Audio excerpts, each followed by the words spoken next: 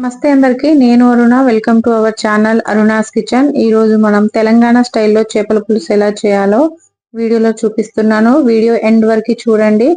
ఈ వీడియోలో పర్ఫెక్ట్ పులుసు టిప్స్ కూడా చెప్తాను. సో వీడియో స్కిప్ చేయకుండా చూడండి. మనం దీంట్లో టమాటా లేకుండా ఫుల్ గ్రేవీ ఎలా వస్తుందో కూడా టిప్స్ చెప్తాను. ముందుగా నేను ఒక పెద్ద లెమన్ సైజ్ చింతపండు తీసుకొని వాటర్ వేసుకొని నీట్గా వాష్ చేసుకున్న తర్వాత దీన్ని 5 నిమిషాలు నానబెట్టుకొని చింతపండు రసం అని తీసుకొని పక్కన పెట్టుకోండి. అలానే 2 ఆనియన్స్ తీసుకున్నాను. ఒక కొంచెం పెద్ద సైజు ఒక చిన్న సైజు ఆనియన్. ఈ పెద్ద సైజు ఆనియన్ నేను కాల్చుకుంటున్నాను అనమాట. ఇలా కాల్చుకొని మనం పులుసు పెడితే టేస్ట్ అనేది చాలా బాగుంటది. నేను ఇలా నైఫ్ గుచ్చుకొని స్టవ్ పైన మంచిగా కాల్చుకుంటున్నాను. దీన్ని బాగా కాల్చుకోవాలి. లోపల దాకా మనము రోస్ట్ కాల్చినట్టు ఫ్లేవర్ అనిపించాలన్నమాట. అప్పుడే చేపల పులుసులో పర్ఫెక్ట్ టేస్ట్ వస్తుంది. ఇలా కాల్చుకున్న తర్వాత దీన్ని పక్కన పెట్టుకుందాం. ఇది చల్లారే లోపు స్టవ్ పైన కడాయి పెట్టుకొని కడాయిలో 1 స్పూన్ ధనియాలు, 1 స్పూన్ జీలకర్ర, అలానే 1/2 స్పూన్ మెంతులు వేసుకొని మంచిగా ఫ్రై చేసుకోవాలన్నమాట. Dry fry. దీంట్లో జీలకర్ర, ధనియాలు, మెంతులు వేస్తే మనకి టేస్ట్ అనేది బాగుంటది. ఈ మెంతులు నేను కొన్ని సైడ్ కి పెట్టేశాను.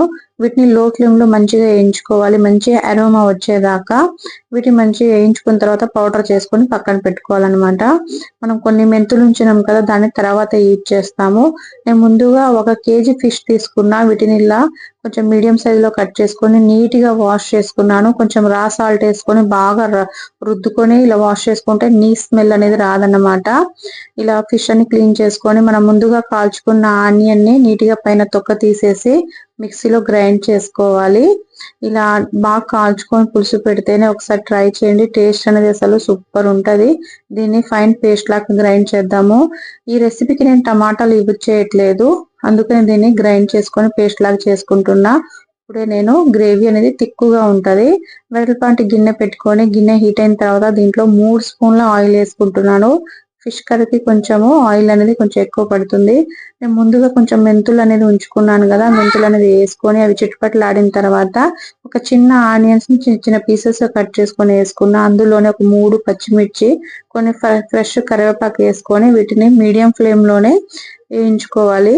ఈ ఆనియన్స్ ని మరి బ్రౌన్ కలర్ వచ్చేదాకా ఫ్రై చేయకూడదు. మగ్గినట్టు కనిపిస్తుంది కదండి నార్మల్ గా ట్రాన్స్లేట్ గా, అలా మగ్గేదాకా మగ్గించుకున్న తర్వాత మనం ముందుగా పేస్ట్ చేసుకున్న ఆనియన్ ని వేసుకుందాము.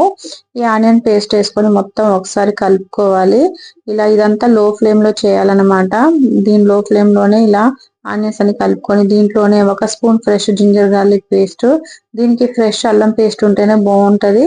ఫ్రెష్ అల్లం వెల్లుల్లి పేస్ట్ వేసుకొని దీంట్లో 1/2 టీ స్పూన్ పసుపు, అలానే 2 స్పూన్ల కారము. ఈ కారం అనేది కొంచెం మీడియంగా ఉంటది అనమాట. ఇది సరిపోతుంది మాకు కరెక్ట్. కొంచెం స్పైసీ ఉంటేనేమో కొంచెం తగ్గిచ్చేయండి. ఒకవేళ స్పైసీ కావాలనుకుంటే కూడా మీరు ఎక్స్ట్రా 1/2 స్పూన్ వేసుకోవచ్చు. చేపల పులుసుకి కొంచెం కారం తగిలితేనే టేస్ట్ ఉంటది. 2 స్పూన్ల కారం వేసుకొని 1 స్పూను రా సాల్ట్ వేసుకున్నాను. మొత్తం లో ఫ్లేమ్ లోనే దీన్ని కుక్ చేసుకోవాలి. మసాలాలు అంతా పచ్చి స్మెల్ వెళ్ళేదాకా మనం కుక్ చేసుకోవాలన్నమాట. మూత పెట్టేసి మధ్య మధ్యలో కలుపుకుంటూ మొత్తం చూసారు కదా, మంచిగా ఆయిల్ అనేది సపరేట్ కనిపిస్తుంది. ఇలా కుక్ అయ్యే వరకు లో ఫ్లేమ్ లో చేసుకోవాలి. ఇందులో మనం ముందుగా చింతపండు రసం తీసుకున్నాం కదా, ఆ చింతపండు రసం వేసుకొని కూడా మొత్తం మీడియం ఫ్లేమ్ లోనే మనం చింతపండు రసం ఎంత కావాలంటే అంత క్వాంటిటీలో వేసుకోవచ్చు. కాకపోతే మనం కారము చింత పులుపు అనేది తగిలితేనే టేస్ట్ వస్తుంది. ఆ ఈక్వల్ క్వాంటిటీకి ఇది మాత్రం కరెక్ట్ సరిపోతుంది. దీంట్లోనే నేను 2 గ్లాసులు వాటర్ అనేది యాడ్ చేసుకున్నాను. ఈ గ్రేవీ కరెక్ట్ సరిపోతుందండి. మీరు ఇంకా కొంచెం వాటర్ కావాలనుకుంటే యాడ్ చేసుకోవచ్చు 1/2 గ్లాస్ లో. దీన్ని మనం హై ఫ్లేమ్ లో పులుసు ఈ ఉప్పు కారం అన్ని వేసింది బాగా మరగాలన్నమాట. ఇలా లాగా బాగా మరిగితేనే మనకి పులుసు అనేది టేస్ట్ వస్తుంది. దీని మినిమము మనం హై ఫ్లేమ్ లోనే 5 మినిట్స్ దాకా మరిగించుకుంటే దీంట్లో చింతపండు పులుసు ఇవన్నీ పచ్చితనం అనేది మొత్తం తగ్గుతుంది. ఇందులోనే ముందుగా మనం ప్రిపేర్ చేసుకున్న మసాలాను కూడా వేసుకొని 2-3 మినిట్స్ కుక్ చేసుకున్న తర్వాత మనం చేపల ముక్కల్ని ఒక్కొక్కటి విడివిడిగా వేసుకోవాలన్నమాట. మీలో ఎంతమందికి చేప తలలు అంటే ఇష్టం, మీరు ఎంతమంది తింటారో నాకు కామెంట్ పెట్టండి. ఒక్కసారి ఈ ప్రాసెస్ లో ఈ రెసిపీ చేస్తే చేపల పులుసు మాత్రం అదిరిపోతుంది. చాలా బాగుంటుందండి.